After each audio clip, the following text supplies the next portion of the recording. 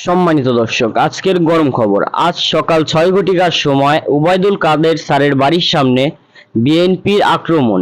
এই আক্রমণ তারা কিসের জন্য করেছে এবং ওই আক্রমণে তারা একটা কথা বলে দিয়েছে যে আজকের ভিতরে ওবায়দুল কাদেরকে তারা মারবে। তারা কিসের জন্য এই চেষ্টাগুলো করছে আমরা এই ভিডিওর মাধ্যমে দেখব এবং আইনের সদস্যরা তাদের উপর কি রিয়াকশন করবে আমরা তাও এই ভিডিওর মাধ্যমে দেখব। আজকের এই ভিডিওটি অনেক গুরুত্বপূর্ণ হতে চলেছে, তাই সম্পূর্ণ ভিডিওটি না টেনে দেখার অনুরোধ রইল। আর আপনি যদি আমাদের এই চ্যানেলে নতুন হয়ে থাকেন তাহলে অবশ্যই সাবস্ক্রাইব করুন বাংলাদেশের সর্বশেষ আপডেট খবর পাওয়ার জন্য। আর একটি লাইক দিয়ে দেখতে থাকুন সম্পূর্ণ ভিডিওটি। রাজধানীর মিরপুরের ৬ নম্বর সেকশনের মুকুল ফৌজ মাঠের সমাবেশে যোগ দিতে যাওয়ার সময় বাধার মুখে পড়েন বিএনপি নেতাকর্মীরা। এ সময় আওয়ামী লীগের সাথে ধাওয়া পাল্টা ধাওয়া সংঘর্ষ হয়, পুলিশ সহ আহত হয় বেশ কয়েকজন। পরিস্থিতি নিয়ন্ত্রণে টিয়ার শেল নিক্ষেপ করে পুলিশ। বিএনপি নেতাদের দাবি, এ ঘটনায় তাদের শতাধিক নেতাকর্মী আহত হয়েছে। আওয়ামী লীগের সন্ত্রাসীরা অতর্কিতে হামলা করে, লাঠি সোঁটা এবং দেশীয় বিদেশি আগ্নেয়াস্ত্র নিয়ে হামলা করে। এক পর্যায়ে যখন বিএনপির নেতাকর্মীরা প্রতিরোধ করেছে, আওয়ামী সন্ত্রাসীরা যখন পিছু হটছে, ঠিক সেই মুহূর্তে পুলিশ তাদের পক্ষ নিয়েছে। পুলিশ আওয়ামী সন্ত্রাসীদের পক্ষ নিয়ে সাথে সাথে সেখানে টিয়ার সেল, গুলি এবং চালানো হলো। এদিকে পুলিশের দাবি, তাদের ওপর হামলা চালিয়েছে বিএনপি নেতাকর্মীরা। এইখান দিয়ে ওই শোক সভায় যাওয়ার সময় আওয়ামী লীগের কিছু লোকজন যাচ্ছিল, যাওয়ার সময় এই বিএনপির লোকজন অতর্কিত তাদের উপর আক্রমণ করে।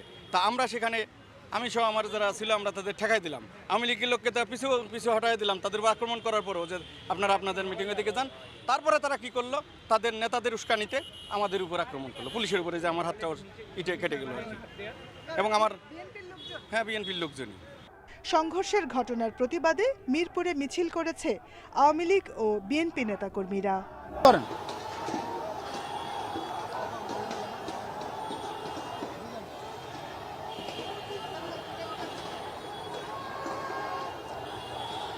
আরে ভাই, কখন ঢুকবেন?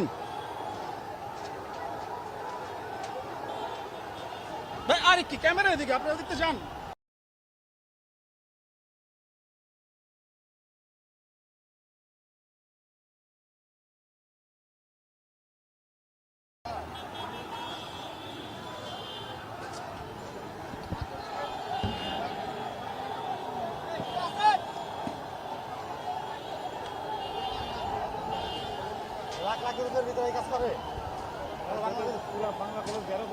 হ্যাঁ, অত করতেই পারি না।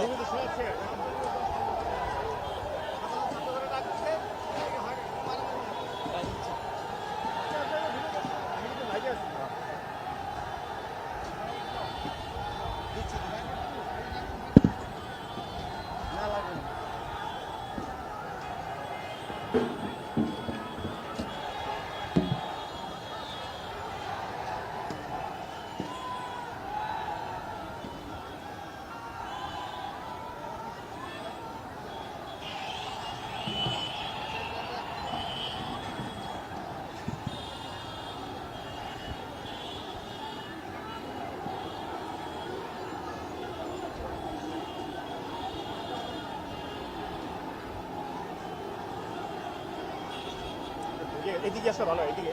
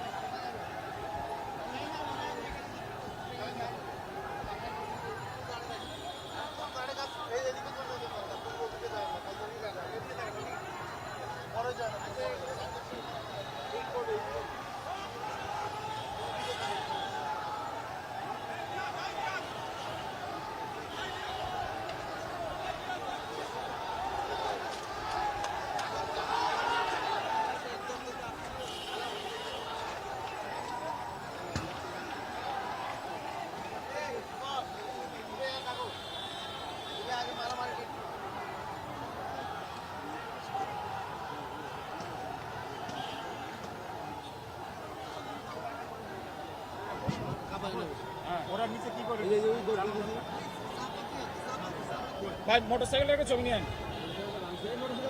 নিচে নিচে রে ভাই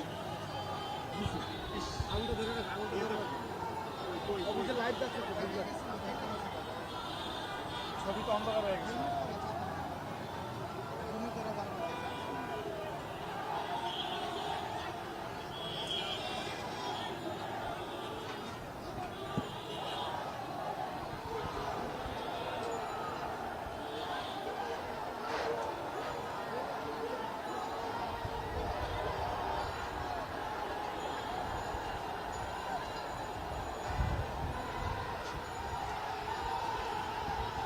ভাই এটা ধরুন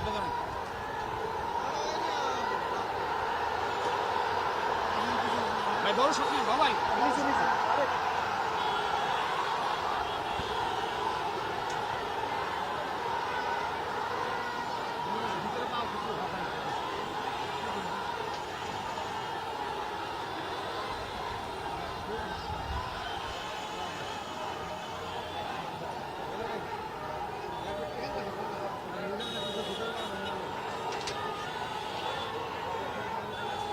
চেয়ারম্যান পদপ্রার্থী দেলোয়ার হোসেন পাশা ভাই সে মারাত্মকভাবে আহত হয়ে রাজশাহী মেডিকেল কলেজ হাসপাতালে ভর্তি হয়। যারা তাকে মাইক্রোবাসে অপহরণ করে তুলে নিয়ে যাওয়ার সাথে জড়িত এবং তাদের পেছনে কারা আছে তাদেরকে যেন দ্রুত গ্রেফতার করে কঠোর আইনগত ব্যবস্থা গ্রহণ করা হয়। তাদের বিরুদ্ধে আওয়ামী লীগ যেন সাংগঠনিক কঠোর সিদ্ধান্ত নেয়, ব্যবস্থা নেয় এবং যারা অন্য সম্পাদক তাদেরকে সুপারিশ করে বহিষ্কার কিংবা তাদের বিরুদ্ধে ব্যবস্থা গ্রহণ করার জন্য। সম্মানিত দর্শক, আশা করি আপনারা সম্পূর্ণ ভিডিওটি না টেনে দেখেছেন এবং এই ভিডিওটি দেখে আপনারা অনেক কিছু বুঝতে পেরেছেন। আর আপনার যদি এই ভিডিওর উপর কোনো গুরুত্বপূর্ণ মতামত থেকে থাকে তাহলে অবশ্যই কমেন্ট বক্সে জানান। আর আজকের ভিডিওটি এই পর্যন্তই, আবার দেখা হবে অন্য কোনো নতুন ভিডিওতে। ততক্ষণ সুস্থ থাকুন, ভালো থাকুন, আল্লাহ হাফেজ।